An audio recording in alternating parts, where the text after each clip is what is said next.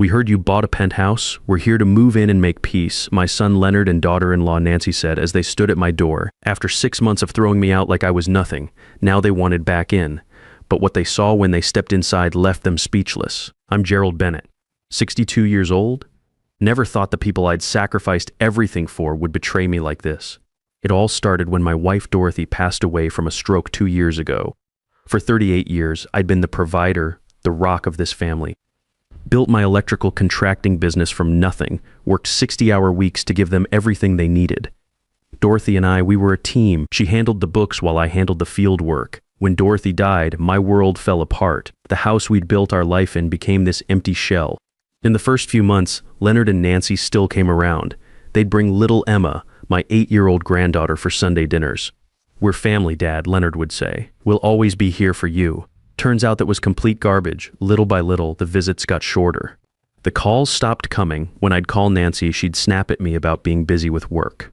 Leonard started avoiding my calls altogether. I went from being the family patriarch to being treated like some burden they had to deal with. 6 months ago was the worst day of my life. Leonard and Nancy showed up with a whole different attitude. No more friendly hellos or hugs for Emma. Nancy had on this expensive red blazer, hair done up like she was closing some $1 million deal.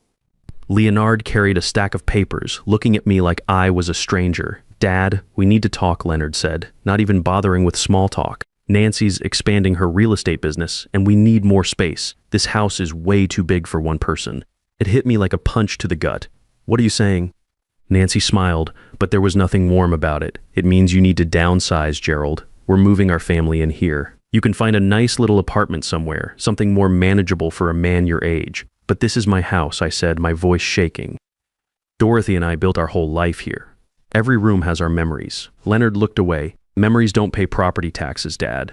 Besides, legally, this house is partly mine too. See, I'd put Leonard's name on the deed years ago to avoid probate issues when I died. Never imagined my own son would use that against me. Don't do this to me," I begged. "I'm your father. I gave you everything, taught you the business, set you up for life." Nancy laughed, actually laughed. "Oh, please, Gerald, stop playing the victim card. You've been moping around here for 2 years, feeling sorry for yourself. Dorothy's gone. Time to move on and let the younger generation take over." That comment about Dorothy, my wife of 38 years, cut deeper than anything. Leonard wouldn't even look at me when he said, "You have 1 week to pack your stuff." After that, we're changing the locks. 1 week, where am I supposed to go? I don't have money for some fancy retirement community. Nancy patted her designer purse. "That's not our problem. Emma needs a stable home environment, not some depressed old man shuffling around." They left me standing in my own living room, the house I'd wired with my own hands, the place where I'd taught Leonard everything he knew about electrical work. For 40 years, I'd built this family business. I'd worked through holidays, missed vacations, put Leonard through trade school, and this was my payback. The next week was hell. I packed 40 years of my life into cardboard boxes. Dorothy's china that her mother gave us, my tool collection that represented decades of craftsmanship, photo albums from when we were young and believed family meant something. On moving day, they didn't even show up to help. I left the house keys on the kitchen counter with a note that just said good luck and called a cab to take me to the only place I could afford, a small efficiency apartment across town that cost $800 a month. The place was a dump. Thin walls, noisy neighbors, a kitchenette that barely had room for a coffee maker. At night, I'd lie on that cheap mattress listening to couples fighting next door, wondering how my life had gone so wrong. The first few weeks, I couldn't even eat. I'd sit in that plastic chair staring out the window at the parking lot, asking myself where I went wrong. When did Leonard become so cold? When did I raise a son who could throw away his own father? I called them constantly. Leonard's phone would ring a few times, then go to voicemail. "Son, it's Dad. Just wanted to see how you and Nancy and Emma are doing. Call me back when you get this." He never did. I texted Nancy about Emma's school activities, about wanting to see my granddaughter. Hours later, I'd get back, "Stop bothering us. We don't need your interference." For 2 months, I lived like that, looking for odd electrical jobs to pay the bills, but at 62, nobody wanted to hire me for anything serious. "Try something easier," they'd say with fake sympathy. Easy. I'd been running electrical systems when these kids were in diapers. I bought the cheapest food I could find. Day-old bread, generic canned soup, whatever was marked down. Some days I'd eat 1 meal just to make the money stretch. Lost about 15 pounds, clothes hanging loose on me like I was shrinking away. One day I was walking past the mall and saw Nancy coming out of some upscale furniture store with bags full of expensive stuff. She was driving a new silver SUV I'd never seen before. Obviously, they were spending money hand over fist now that they had my house rent-free. I ran after her. Nancy, wait up. She turned around and saw me in my worn-out jacket and old work boots. The disgust on her face was like getting slapped. What do you want, Gerald? I just wanted to know how Emma's doing. How's school going? Is she still taking those art classes? Emma's fine, and she'll stay fine, as long as she doesn't have to deal with your negativity dragging her down. Nancy slammed the car door and drove off, leaving me standing there like some crazy homeless guy that night. Sitting in my cramped apartment, I made a decision. I was done begging, done humiliating myself for scraps of attention from people who'd thrown me away like garbage. If they wanted to treat me like I was dead, then fine, but I was going to find a way to stand on my own. 2 weeks later, while cleaning out some old boxes, I found something that changed everything. At the bottom of a cardboard box wrapped in an old shop rag was a small envelope I'd never seen before. Dorothy's handwriting on the outside. For Gerald, when you need it most. My hands were shaking as I opened it. Inside was a key and a letter in Dorothy's careful script. My dearest Gerald, if you're reading this, something has happened to me and you're probably struggling. There are things I never told you because I didn't want you to worry about money when we had everything we needed. I could barely breathe as I kept reading. Remember those insurance settlements from the accident in 2015 and the money from when your back got hurt on the Morrison job in 2017? I didn't just put that money in our checking account. I invested it, Gerald. Stocks, bonds, mutual funds. I read every financial magazine, learned everything I could. The paperwork is in safety deposit box 447 at First National. I did this because I love you and I wanted to make sure you'd never have to depend on anyone. The letter was 3 pages long. Dorothy had documented everything. She'd started with $50,000 from my back injury settlement and $75,000 from our car accident insurance payout. Over 10 years, she'd been quietly investing. Index funds, dividend-paying stocks, even some Apple and Microsoft shares she'd bought in 2012. She'd reinvested every dividend, never touched a penny. I put in about $300,000 total over the years. Her letter continued. Every bonus you got, every good month when the business did well, I'd skim a little off the top and invest it. You were always so worried about having enough for today, but I was planning for tomorrow. At the bottom, she'd written the numbers that made my heart stop. Total value as of my last statement in January, approximately $122 million. You're stronger than you know, Gerald. Show them who you really are. I sat in that tiny apartment and cried for an hour. Dorothy, my brilliant wife, had been quietly protecting our future even after she was gone. She'd seen this coming somehow, known I'd need resources to fight back, but there was more. She'd also written about a safety deposit box 448 right next to the investment papers. Emergency fund for immediate needs, she'd noted. When you discover who Gerald Bennett really is. The next morning, I went to First National Bank. My hands were still shaking when I handed both keys to the teller. Safety deposit boxes 447 and 448, I said. The young woman looked at the keys, checked my ID, and led me to a private room. Box 447 was full of investment statements carefully organized by year. Stock certificates, mutual fund reports, dividend checks that had been accumulating in a separate account I didn't even know existed. Box 448 contained $50,000 in hundreds wrapped in bank bands. Dorothy's note said, "For immediate needs when you start your new life." I walked out of that bank a different man, not rich exactly, but free, independent, nobody's burden anymore.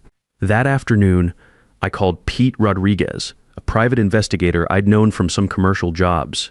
"Pete, I need your help with something personal. Family situation that's gotten out of hand." "What kind of situation, Gerald?" "Elder abuse. Financial manipulation. I need documentation and I need it done legally." We met at a diner downtown. Pete was a former cop, straight shooter, knew how to handle sensitive situations. I told him everything. The forced guardianship during my grief period, the house takeover, the way they'd isolated me from Emma. "This is textbook elder abuse," Pete said. "Taking notes? What's your goal here, criminal charges?" "No, I want leverage. I want them to understand they can't treat people like this without consequences." Pete grinned. "I like your style. Give me 2 weeks." While Pete investigated, I started making other moves. I found a decent 2-bedroom apartment downtown, nothing fancy but clean and quiet. Put down first, last, and security deposit in cash. Bought some real furniture, got my tools organized, started looking human again. I also hired an attorney, Carl Martinez, who specialized in elder law and financial abuse cases. "I want to challenge the guardianship arrangement," I told him, "and I want to do it the right way through proper legal channels." Martinez reviewed the papers Leonard had pressured me to sign. "These were signed under duress during an acute grief period," he said. We can definitely challenge this, especially if we can document the abuse pattern. 2 weeks later, Pete came back with a file thick as a phone book. Photos of Nancy's shopping sprees, credit reports showing Leonard's business was drowning in debt, recordings of neighbors talking about the fights they heard every night from my old house. But the best evidence came from Nancy herself. Pete had gotten a friend to wear a wire at one of Nancy's real estate networking events. The recording was gold. "Oh, we finally got rid of the old man," Nancy's voice said clearly. Gerald was just moping around the house feeling sorry for himself. "We told him it was time to downsize, time to let the adults take over. He fought it at first, but when you put the legal pressure on these old guys, they fold pretty quick. She's admitting to elder financial abuse," Martinez said, listening to the recording, "and your son signed documents under duress during your grief period. We can challenge this whole arrangement." But I wasn't done gathering ammunition. Through a shell company Martinez helped me set up, I quietly bought Leonard's business debt from the equipment financing company he owed. $35,000 for trucks and tools he'd bought trying to expand his contracting business. The financing company was happy to sell the debt at a discount they'd been having trouble collecting anyway. Now I was Leonard's creditor, and he had no idea his old man held the paper on everything that kept his business running. I also used my 40 years of connections in the electrical trade to find out what Nancy was up to with her real estate ambitions. Turned out her biggest potential client was a developer putting up a new shopping center on the east side. The general contractor was Mike Donovan, a guy I'd worked with for 15 years on commercial projects. One conversation over coffee was all it took. Nancy Bennett. Mike said when I mentioned her name, "Yeah, we were considering her agency for the retail leasing. But honestly, Gerald, we're probably going with someone more established. This is a $40 million project. We need someone with a proven track record." "Probably smart," I agreed. "These big developments, you can't afford to take chances." By the time we finished our coffee, Nancy's shot at the biggest commission of her career was dead in the water. She'd never know why. Meanwhile, Pete kept feeding me intelligence. Leonard's side business, some half-baked scheme to flip houses, had completely collapsed. He'd lost $60,000 of borrowed money and was working nights driving for a rideshare company just to make the minimum payments. "They're fighting every night," Pete reported. "Neighbors say it's gotten so bad, Mrs. Henderson next door called the police twice thinking it was domestic violence. Turns out it was just them screaming about money. Perfect. Let them get a taste of the stress and desperation I'd felt when they threw me out." 3 months into my campaign, I got the news I'd been waiting for. Pete called me on a Tuesday morning with barely contained excitement. "Gerald, they're in real trouble. Leonard's 2 months behind on his truck payments. Nancy lost that shopping center deal and 2 other potential clients backed out. Word is getting around that her agency is unreliable." "How unreliable?" I asked. "Reliable enough that she's been calling her old firm begging for her job back. They told her the position was filled." I pressed my lips together, remembering how Nancy had looked at me with disgust that day at the mall. "Anything else?" "The best part, they took out a home equity loan against your old house to cover Leonard's business losses. They're leveraged up to their eyeballs, and if Leonard's business doesn't turn around fast, they could lose everything."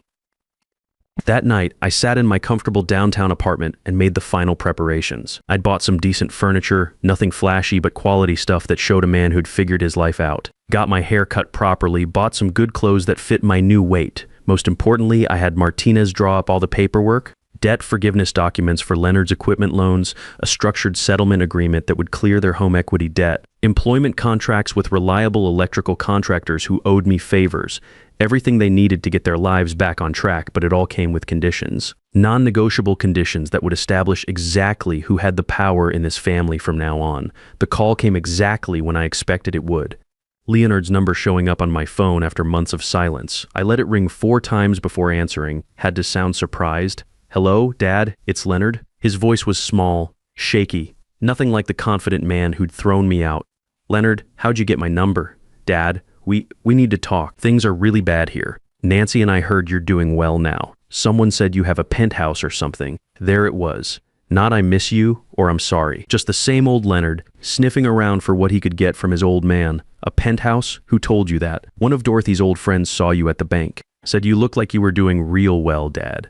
I don't know what happened to you, but we're in serious trouble. I lost the house flipping business. Nancy's real estate career is falling apart, and we're behind on everything." I could hear desperation creeping into his voice. The same desperation I'd felt when they threw me out with nothing. "Sounds rough, son. Could we come see you? Maybe tomorrow afternoon?" Nancy wants to apologize for how we handled things before. She knows we made mistakes. Sure she did. Mistakes like throwing away a meal ticket before they realized what they were giving up. All right, I said after a long pause. You can come by tomorrow at 2 p.m. But Leonard, I want complete honesty this time. No more lies about what you did to me or why you did it. Yes, Dad, I promise. Total honesty. And Leonard, don't come here expecting the same broken old man you threw out 6 months ago. Things have changed. After I hung up, I walked over to my window overlooking the city. Tomorrow, Leonard and Nancy would see exactly how much things had changed. They'd thrown out Gerald Bennett, thinking he was a weak old man with no options. Tomorrow, they'd meet the Gerald Bennett that Dorothy's love and planning had made possible. The one who'd learned to fight back smart instead of just taking whatever they dished out. I opened my laptop and reviewed the settlement documents one more time. Everything they needed to rebuild their lives, but only if they were willing to accept that the family power structure had permanently changed. By this time tomorrow, they'd understand that throwing people away has consequences, and sometimes those consequences come back to teach you lessons you never wanted to learn. At exactly 2 p.m. the next day, the buzzer rang. Mr. Bennett, your son and daughter-in-law are here to see you. Send them up. I positioned myself by the window with my back to the door, looking out over the downtown skyline. Wanted them to see the whole picture. First, the apartment, the view, the man who clearly wasn't broken anymore. The elevator opened. Slow footsteps across my hardwood floor. The doorbell. Come in. It's open, I said without turning around. The silence behind me was perfect. I could feel their shock, their confusion, their dawning realization that everything they thought they knew was wrong. Finally, I turned around. Leonard stood in my doorway looking like he'd aged 10 years and 6 months. Wrinkled shirt, deep circles under his eyes, the posture of a man who'd lost control of his life. Nancy beside him looked nothing like the confident real estate agent from before. Cheap dress, tired face, the hollow look of someone watching her dreams crumble. Hello, Leonard. Nancy. I kept my voice calm, neutral. Welcome to my place, Dad. This is... Leonard's voice cracked as he looked around at my furniture, the space, the obvious signs of a man who was doing just fine. How is this possible? When you left the house, you could barely afford that efficiency apartment. Sit down, I said, pointing to my leather sofa. We have a lot to discuss. They sat like robots, still trying to process what they were seeing. The contrast was perfect. Them, broken and desperate, sitting in the comfortable home of the man they'd discarded. Can I get you something to drink? I asked. Good coffee, bottled water, maybe some wine? Water's fine, Nancy whispered. I brought them crystal glasses and sat in my single chair facing them. One man in control, 2 people waiting for judgment. All right, I said slowly. You said you wanted to talk. I'm listening. Leonard cleared his throat, trying to find some dignity. Dad, first of all, we're sorry for how we treated you. We were stressed about money, about Nancy's business, about providing for Emma, stressed. I cut him off. So your solution was to throw your father out of his own house? We were wrong. Completely wrong, Leonard said, unable to meet my eyes. Nancy finally spoke, her voice shaking. Gerald, I said terrible things, called you names, made you feel worthless. These past months, watching our life fall apart, I finally understand what it feels like to be desperate and scared. Which terrible things, Nancy? Be specific. She went pale. I said you were moping around, that Dorothy was gone and you needed to move on. I said Emma needed a stable home without a depressed old man shuffling around. That's right. You did say that. I stood and walked to the window. In the reflection, I could see them hunched forward, waiting. You want to know something interesting? You both miscalculated completely. You thought you knew exactly who Gerald Bennett was, a lonely widower with no options, no resources, nobody to turn to. Turns out you never knew me at all. Dad, can you explain where this came from? Leonard asked. The apartment, the money, everything? Why do you want to know? Because you're curious about your old man, or because you're calculating how much you might be able to get? Leonard dropped his head. No good answer to that. I'll tell you a story, I said. When Dorothy died, I was exactly what you thought, a broken widower with limited resources. But when you betrayed me, I had to become someone different, someone stronger. I pulled out Dorothy's letter and handed it to Leonard. Your mother was smarter than any of us knew. For 10 years, she secretly invested our insurance settlements, bonuses, every extra dollar we made. She built us a future none of us saw coming. Leonard read with growing amazement. One bought her $2 million. Mom did this. Your mother saw this day coming, somehow. She knew I might need to stand on my own, and she made sure I'd have the tools to do it. Nancy burst into tears. Gerald, if we'd known Dorothy left money, we never would have. What? You would have treated me differently if you knew I had money? That's exactly the problem, Nancy. You measured my worth by what you could get from me. I sat down closer to them. Let me be clear about something. I have enough money to live comfortably for the rest of my life. I also have enough influence in this city to help people who deserve it, or to make life very difficult for people who don't. What does that mean? Nancy asked. It means I know about Leonard's business debts. I know about your failed real estate deals. I know you're 3 months behind on the house payments. I paused. In fact, I own Leonard's equipment debt now, $35,000 worth.